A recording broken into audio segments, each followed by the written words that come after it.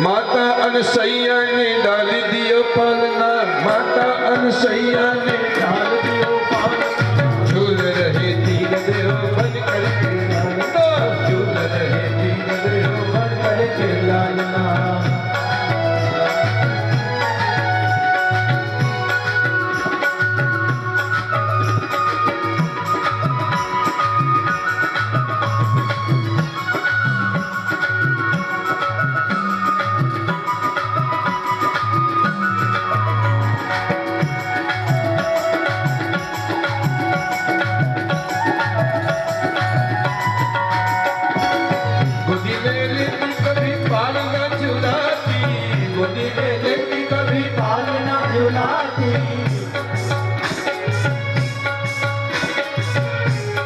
कौन करे आज तेरे भाग्य की सराहना, कौन करे आज तेरे भाग्य की सराहना। झूल रहे तीन देव बन करके लालना, झूल रहे तीन देव बन करके लालना। माता अनसैया ने डाल दियो पालना, माता अनसैया ने डाल दियो पालना। झूल रहे तीन देव बन करके लालना, झूल रहे तीन देव बन करके लालना। इतने में अत्रि ऋषि आए, हे देवी ये जो तीनों बालक है ये कौन है? बोले अपने बच्चे हैं, ये अपने बच्चे। अच्छा, और ये जो तीनों देवियां खड़ी ये कौन है? बोले ये इनकी धर्म पत्नियां हैं। अच्छा, इतने से बाल गोपाल और धर्म पत्नी इतनी बड़ी बड़ी, और समझ में नहीं आ रही लीला क्या है। कितने में ही नारद मुनि आए, कितने में ही नारद मुनि आए। अंतमत संत मन में मुस्काए, अंतमत मन में मुस्काए। भारत की देवी से, भारत की देवी से आज हुआ सामना, भारत की देवी से आज हुआ सामना, भारत की देवी से आज हुआ सामना, भारत की देवी से आज हुआ सामना। झूल रहे तीन देव बन करके लालना, झूल रहे तीन देव बन करके लालना।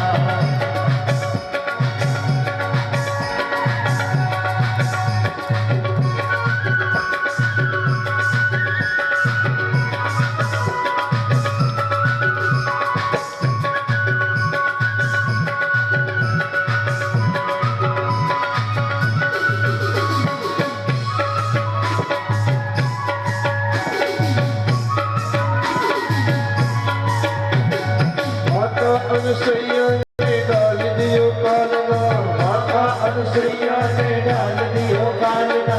झूल रहे तीन देव बन करके लालना, झूल रहे तीन देव बन करके लालना। झूल रहे तीन देव बन करके लालना, झूल रहे तीन देव बन करके लालना। बोलिए अनसैया माता की।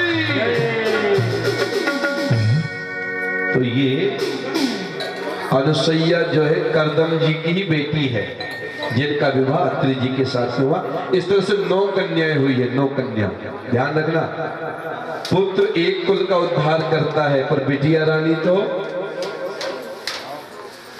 2 कुल का उद्धार करती है, पति के घर का भी और पिता के घर का भी। नारी तू नारायणी, नारायण हरि। सुखदेव जी महाराज आगे कथा कहते हैं कि माता देवहूति के सपने में भगवान आए हैं और कहा कि मैं तेरे यहाँ पुत्र के रूप में जन्म लूंगा। परम पावन समय आया और भगवान नारायण ने ही कपिल के रूप में अवतार लिया। बोलिए कपिल भगवान की। ओम कपिल नारायणाय नमः। कपिल जी के रूप में आए हैं। कर्दम जी से कहा, देवती ने अपने पति परमेश्वर से, अब आप चाहो तो संन्यास ले सकते हो। बोले नहीं, मेरे को तो कन्याओं के विवाह की चिंता सता रही है। अब काहे की चिंता करते हो, अब तो साक्षात भगवान आए हैं। ये जीव परमात्मा को भूल सकता है पर परमात्मा जीव को कभी भूलते नहीं है। महाभारत की कथा है, कौरव पांडव लड़ रहे हैं। कौरवों की ओर से कौन है? भीष्म पितामह, जिनको ये वरदान था कि वो जब चाहेंगे तभी उनको मृत्यु आएगी, ये उनको वरदान था। तो दुर्योधन ने कहा, बाबा भीष्म, आप लड़ तो हमारे पक्ष में रहे हो, पर आपके होते हुए एक भी पांडव युद्ध में मारा नहीं गया। मेरे को तो दाल में कुछ काला नजर आ रहा है। क्या कह दिया बेटा? बाबा आपके होते एक भी पांडव नहीं मारा गया। तो भीष्म पितामह ने कहा, ठीक है, मैं कल अर्जुन को मारूंगा। और जैसे ये कहा, चारों हाहाकार मच गया, क्योंकि बाबा की बात कभी झूठी नहीं होती है। तो भीष्म पितामह कल अर्जुन को मारेंगे। सब लोग चिंता कर रहे, विचार कर रहे हैं। मेरे गोविंद, मेरे कृष्ण ने भी विचार किया कि मेरा अर्जुन चिंता कर रहा होगा, जरा जाके देखूं। तो भगवान कृष्ण गए अर्जुन के पास में। अर्जुन ने तो शाम का संध्या पूजन किया, पूजा पाठ की ध्यान किया और भोजन कर लिया, आराम से सो रहे हैं। भगवान कृष्ण अर्जुन के पास में आए। अर्जुन, ये अर्जुन, अर्जुन रे। अर्जुन उठे, प्रभु आप? बोले सब लोग चिंता कर रहे हैं तेरे विषय में, तुझको नींद आ रही है। अर्जुन का जवाब क्या था? प्रभु, जिसके लिए आप जाग रहे हो, जिसके लिए आप जाग रहे हो, भला उसको किस बात की चिंता हो सकती है? मैंने अपना कार्य कर दिया है, अब आपकी बारी है। अब सौंप दिया इस जीवन का सब भार तुम्हारे हाथों में, है जीत तुम्हारे हाथों में, है हार तुम्हारे हाथों में। भगवान कृष्ण मुस्कुराए, अर्जुन से कहा, तो सो जा, उठ द्रौपदी, चलो मेरे साथ में चलो। द्रौपदी को लेके गए हैं। हुआ ये था कि बाबा भीष्म ने दुर्योधन की पत्नी लक्ष्मणा को बुलाया था कि दुर्योधन अपनी धर्मपत्नी लक्ष्मणा को लिया ना, मैं अखंड सौभाग्यवती भव का आशीर्वाद दे दूंगा, तुझे कोई नहीं मार पाएगा। पर मेरे कन्हैया किसको ले गए? द्रौपदी को पहले ले गए। चरण पादुकाएं हैं, द्रौपदी के पैर में टप टप की आवाज हो रही है। तो मेरे कन्हैया ने, द्रौपदी द्रौपदी ला, तेरे चरणों की पादुकाएं दे दे। यानी मेरे गोविंद, मेरे कन्हैया चरण पादुकाएं भी अपने हाथ में ले लेते हैं भक्तों की। काली कमरिया ओढ़े गए हैं, रात्रि का सन्नाटा। बोले भीष्म बाबा बैठे हैं, ध्यान कर रहे हैं। बिटिया पल्ला ले लेना, घूंघट ले लेना, पल्ला लेना, घूंघट ले लेना, बैठ जाना सामने, और जैसे ध्यान संपन्न हो तो आशीर्वाद ले लेना, झुक जाना, चरणों में वंदन कर लेना। भीष्म पितामह ध्यान में बैठे, द्रौपदी पल्ला ओढ़ के बैठी है। अब बाबा का ध्यान संपन्न हुआ। क्या सोची, कौन बैठी सामने? दुर्योधन की पत्नी लक्ष्मणा, और बैठी द्रौपदी। जैसे बाबा का ध्यान संपन्न हुआ, द्रौपदी ने शीश नवाया, बाबा प्रणाम, आशीर्वाद दिया, अखंड सौभाग्यवती भवः। बाबा, द्रौपदी बड़ी प्रसन्न हुई। बाबा, बाबा ये आशीर्वाद सत्य होगा ना?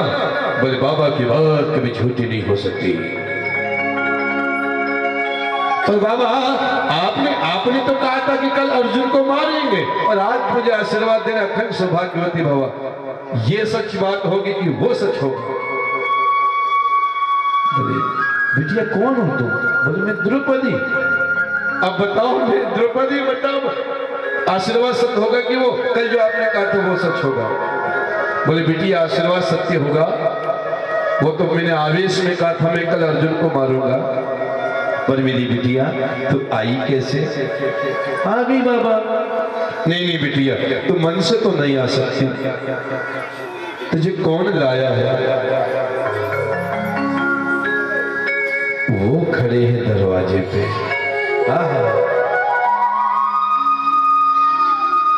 मेरे मेरे सावरिया सरकार, जय हो जय हो जय हो जय हो। प्रभु आपकी लीला बड़ी न्यारी है, भक्त को बचाने के लिए कैसी कैसी लीला कर लेते हैं मेरे गोविंद। मेरे गोविंद क्या लीला है आपकी। और जिस पितामह ने प्रणाम किया है, सावरे सरकार का जलवा कहां नहीं है।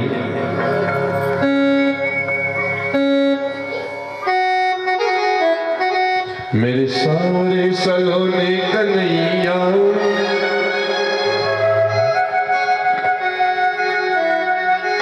तेरा जलवा कहां पे नहीं है।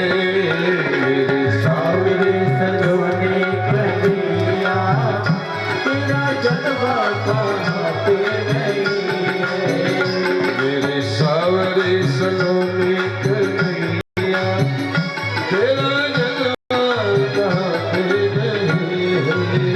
मेरे सावरे सलोने कन्हैया, तेरा जलवा कहां पे नहीं है।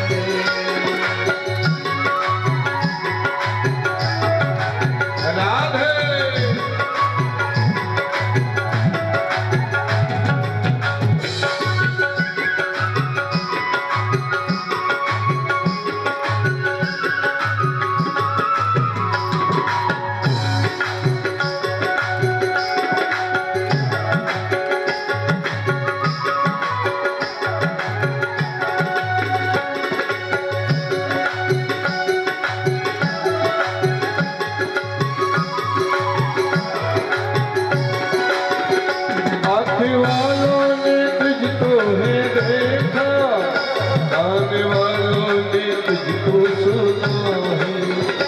आँख वालों ने तुझको है देखा, आने वालों ने तुझको सुना है। तुझको पाया कन्हैया उसी ने, तुझको पाया कन्हैया उसी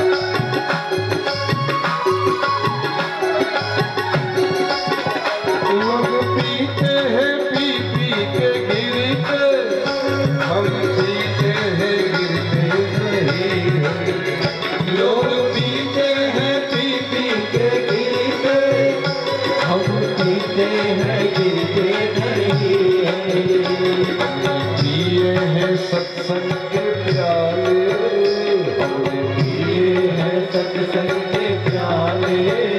कोई झूठा नशा ये नहीं है, कोई झूठा नशा ये नहीं है। मेरे सावरे तेरा जलवा यहाँ पे नहीं है। सावरी सलोने कन्हैया तेरा जलवा कहाँ पर नहीं है।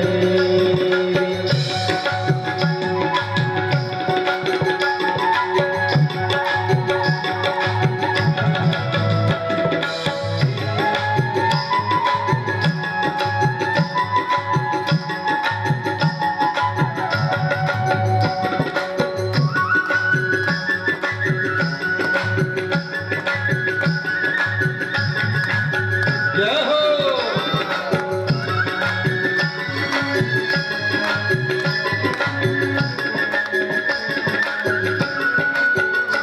मेरी सारी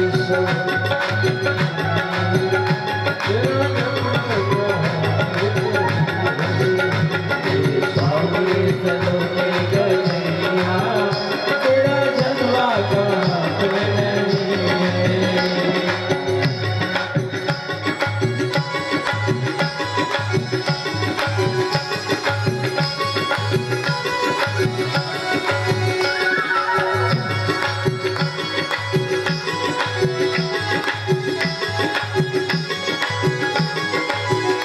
मेरे सारे सलोने के लिए तेरा जलवा